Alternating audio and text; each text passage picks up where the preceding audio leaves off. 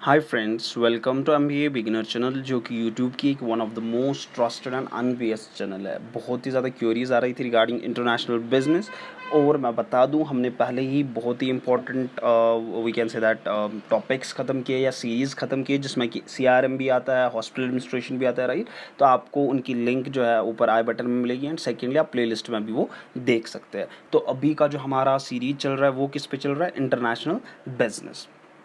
ठीक है, बहुत ही इंपॉर्टेंट टॉपिक्स हमने कुछ 8-9 उसमें ऑलमोस्ट 7-8 टॉपिक्स हमने उठाए, जो कि बहुत ही इंपॉर्टेंट टॉपिक्स है और हर किसी एग्ज़ाम में आने के चांसेस है। ठीक है, तो बिल्कुल एंड तक वीडियो देखिएगा, और कहीं पे भी डाउट आएगा, कोई भी इशू आएगा, तो आप मुझे कमेंट सेक्शन में अभी बता सकते हैं। ठीक है, और सेकेंडली अगर फॉर एग्जांपल लेट्स सपोज आपको कोई ऐसा लग रहा है कि इन टॉपिक्स में से कोई टॉपिक आपका डिफरेंट है, ठीक है, आपको अलग से कोई टॉपिक पढ़ना है, तो आप कमेंट सेक्शन में बता दीजिएगा। मैं पूरी कोशिश करूँगा that I can make a video on that as well. ठीक है, तो अभी अगर हम देखें तो इंटरनेशनल बिजनेस में हमने इंटरनेशनल बिजनेस की डेफिनेशन ऑलरेडी पढ़ी है।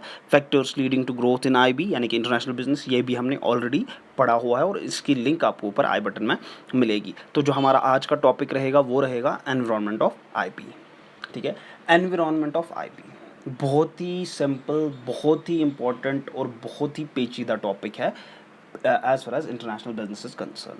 ये पढ़ाई में मैं नहीं कह रहा, पढ़ाई में भी ये बहुत ही इंपॉर्टेंट है, लेकिन रियल लाइफ में भी ये बहुत ही इंपॉर्टेंट है। क्यों, वो मैं आपको बता देता हूँ। एनवायरनमेंट ऑफ IB क्या होता है? सिंपली अगर मैं आपको कहूँ, इसमें क्या आता है, जो इंटरनेशनल बिजनेस होता है ये एक मल्टी डायमेंशनल बिजनेस होता है, राइट। जैसे कि फॉर एग्जांपल इसमें आपको पॉलिटिकल रिस्क्स भी आते हैं, कल्चरल डिफरेंसेस भी आती है, इकोनॉमिक रिस्क्स भी होते हैं, लीगल एंड टैक्सेशन इश्यूज भी होते हैं, और बहुत सारी चीज़ें होती है, राइट। जैसे कि फॉर एग्जांपल जैसे कि लीगल एंड टैक्सेशन इश्यूज है, इसमें अगर मैं सिंपल सी एग्जांपल दूँ, टेस्ला मोटर्स का हर किसी ने ऑलमोस्ट नाम सुना होगा, एलॉन मस्क की, राइट। तो क्या हुआ, तो एलॉन मस्क भी as well as Nitin Gadkari जो है, इन्होंने कहा था एलॉन मस्क को कि आप इंडिया में अपना मैन्युफैक्चरिंग यूनिट डाल दो, बट एलॉन मस्क ने मना कर दिया। क्यों? क्योंकि भले ही मतलब यहाँ पे ऑलमोस्ट 140 करोड़ का मार्केट है एलॉन मस्क के पास, तो एलॉन मस्क ने क्यों मना कर दिया? एलॉन मस्क ने कहा नहीं, एक चीज़ है, चाइना में मुझे एक तो बेटर फैसिलिटीज़ प्रोवाइड हो रही है, और सेकेंडली मुझे सारे का सारा रॉ मटेरियल वहीं से प्रोवाइड हो रहा है, और थर्डली वहाँ पे मुझे हर कोई चीज़ बहुत ही अफोर्डेबल, ठीक है, अफोर्डेबल रेट पे पड़ रही है। तो मेरे लिए चाइनीज़ मार्केट में मैन्युफैक्चरिंग करना बहुत ही बेस्ट रहेगा। ठीक है, तो ये एक सिंपल सी आपको समझ आएगा कि इंटरनेशनल बिजनेस में कितना कुछ देखना पड़ता है। एट द एंड आप as a businessman, as a business unit, आप ये सबसे पहले आपको अपनी बिजनेस का फ़ायदा देखना है, राइट, क्योंकि लॉस में तो कोई नहीं चलेगा, राइट। तो आपको पहले अपना बिजनेस देखना पड़ेगा। ठीक है, तो अगर हम बात करें इंटरनेशनल बिजनेस एनवायरनमेंट की, तो ये मेनली किन 4 चीज़ों पे कंप्राइज करता है। ठीक है, जैसे कि for example let's suppose political environment, economic environment, legal environment and cultural environment. ठीक है, ये इंग्लिश आप नोट डाउन करते जाएगा या स्क्रीनशॉट उठाते जाएगा, क्योंकि बहुत ही इंपॉर्टेंट टॉपिक है, नेट वगैरह से आपको ये नहीं मिलेगा। ठीक है, बहुत ही ईजी वे में मैंने समझाने की कोशिश की है। ठीक है, तो अब हम चलते हैं पहले पे, जो कि है पॉलिटिकल एनवायरनमेंट। ठीक है, पॉलिटिकल एनवायरनमेंट क्या होता है? सिंपली पॉलिटिकल एनवायरनमेंट होता है कि आपकी रिलेशनशिप कैसी है गवर्नमेंट के साथ, ठीक है, या पॉलिटिकल रिस्क कितना है किसी पर्टिकुलर कंट्री में। सिंपल सी एग्जांपल, अभी जैसे कि फॉर एग्जांपल अगर हम देखें एलॉन मस्क एग्जांपल, ठीक है, एलॉन मस्क या टेस्ला मोटर्स की कैसी अभी बन रही है बीजेपी गवर्नमेंट के साथ, क्योंकि सेंटर में अभी बीजेपी गवर्नमेंट है। तो इनको एक न्यूट्रल स्टेट बनाना पड़ेगा। Neutral state in the sense, इनको ना ही ज़्यादा प्रो बीजेपी बनना पड़ेगा, ना ही एंटी बीजेपी। वाई? क्योंकि अगर ये प्रो बीजेपी बनेंगे, क्या होगा, कल को लेट सपोज कांग्रेस की गवर्नमेंट बनी सेंटर पे, तो कांग्रेस इनका जीना हराम कर देगा इंडिया में, क्योंकि इन्होंने बहुत ही हैवी इन्वेस्टमेंट्स की होगी, तो कांग्रेस फिर इनका जीना हराम कर देगा। अब अगर ये एंटी बीजेपी बनी, तो बीजेपी इनको यहाँ पे घुसने नहीं देगी, राइट। तो ये मार्केट बीजेपी इनको यहाँ पे इंडियन मार्केट कैप्चर नहीं करने देगी। तो ये यही होता है कि आपकी बिल्कुल न्यूट्रल रिलेशनशिप होनी चाहिए किसी कंट्री के साथ, या आप किसी गवर्नमेंट के साथ नहीं करते, आप एक कंट्री के साथ न्यूट्रल रिलेशन करते हैं as far as international business concern. ठीक है, यहाँ पे अडानी बीजेपी की बात नहीं हो रही है, यहाँ पे international business, Adani BJP is a domestic business, right. वो हम बात नहीं कर रहे, यहाँ पे हम कर रहे हैं जो बाहर का बंदा यहाँ पे बिजनेस कर रहा है, या जो यहाँ का बंदा कोई बाहर बिजनेस कर रहा है। ठीक है, अब यहाँ पे क्या होता है, दूसरा चीज़ जो आता है इसमें, वो पॉलिटिकल रिस्क होता है। लेट्स सपोज अफगानिस्तान, वहाँ पे क्यों नहीं कोई इन्वेस्टमेंट्स कर रहा है? क्योंकि वहाँ पे आप सभी लोगों को पता है कि that we can say that कि हालात स्टेबल नहीं होती रहती वहाँ पे यूजुअली।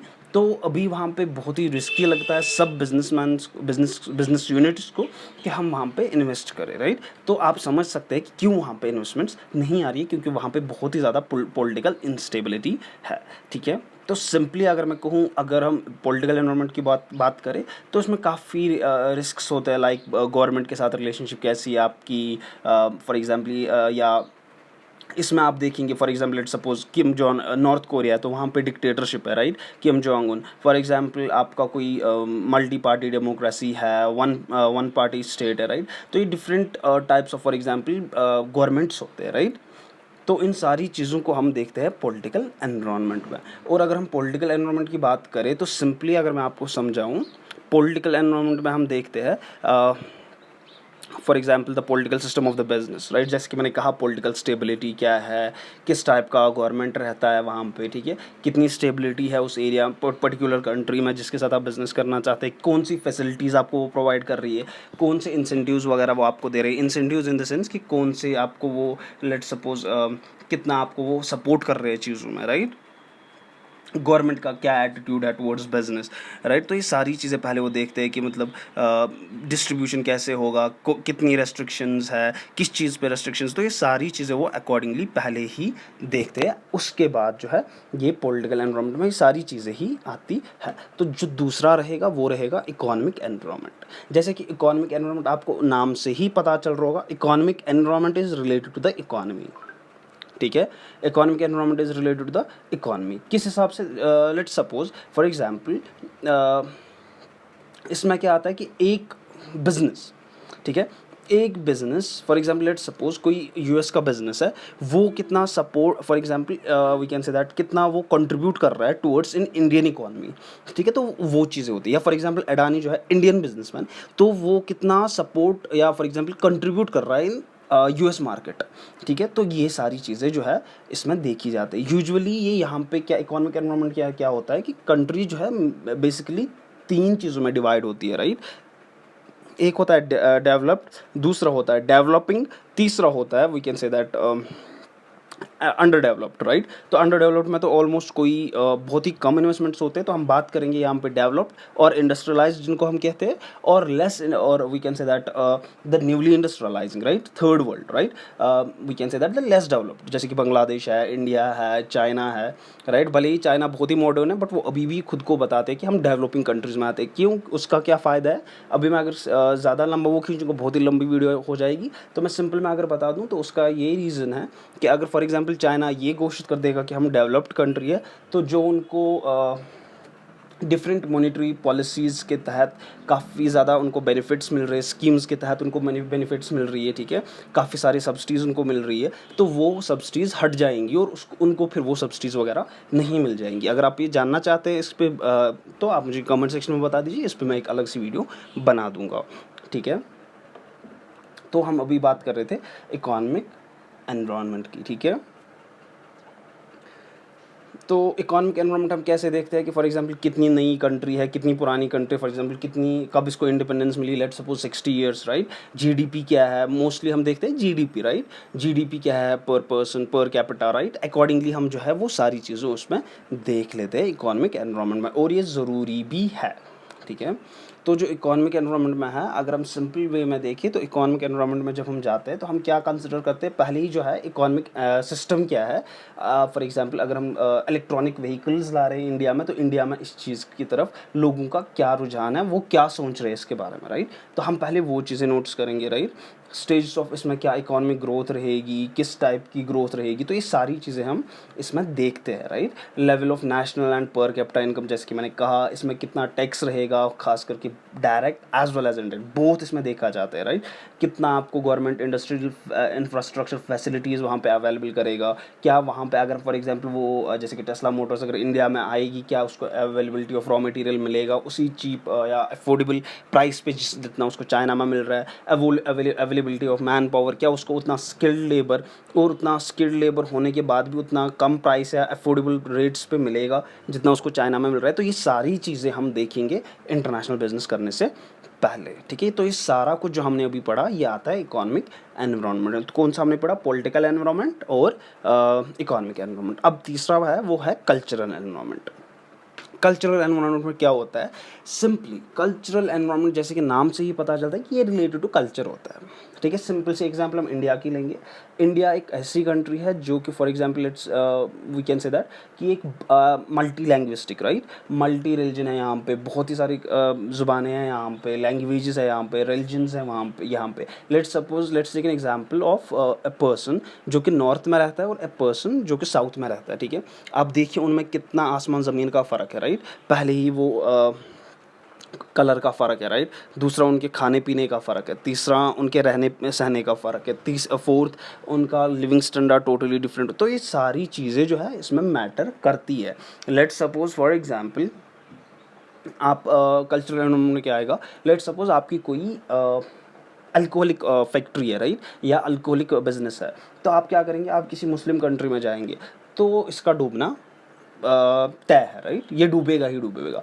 अब जैसे कि फॉर एग्जांपल लेट्स सपोज आप मीट लेके किसी ऐसी, लेट्स सपोज राजस्थान आपको जाना है, राइट। आप सोच रहे हो कि आपका मेजर एरिया जो रहेगा राजस्थान रहेगा, तो आप अपना मीट लेके राजस्थान जाएंगे, क्योंकि राजस्थान में ऑलमोस्ट 70% जो लोग हैं वो वेजिटेरियन है, राइट, मोर देन 70%। तो आप क्या वहाँ पे देखेंगे, वहाँ पे आपका बिजनेस का डूबना तय है, राइट।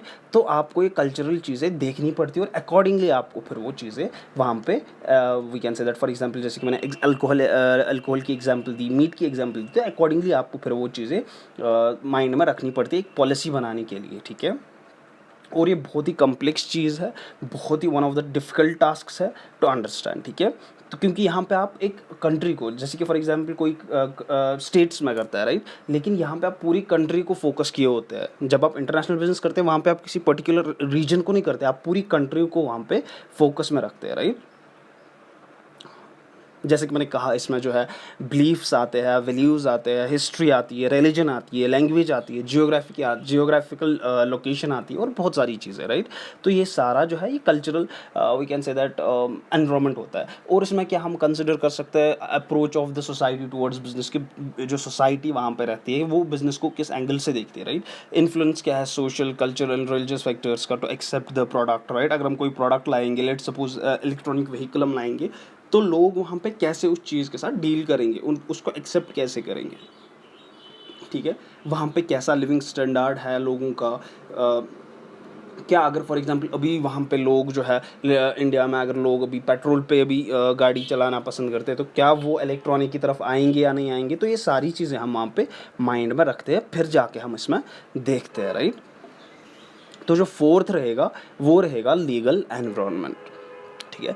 लीगल एनवायरनमेंट में क्या होता है, लीगल जैसे कि वी कैन से दैट ये लॉज के रिलेटेड होता है, laws, right, laws and regulations, right. जैसे कि फॉर एग्जांपल आप कैसे मीडिया को हैंडल कर सकते हैं, कंट्रोल ऑफ ऑन इन्वेस्टमेंट, ठीक है। जैसे कि इंडिया में एक वी कैन से दैट एक particular for example 5 to 10% example है, राइट, हाइपोथेटिकल सिचुएशन, क्योंकि एक लिमिटेड इन्वेस्टमेंट हो सकती है चाइनीज़ फर्म्स की, राइट, उससे ज़्यादा नहीं हो सकती किसी पर्टिकुलर फर्म में।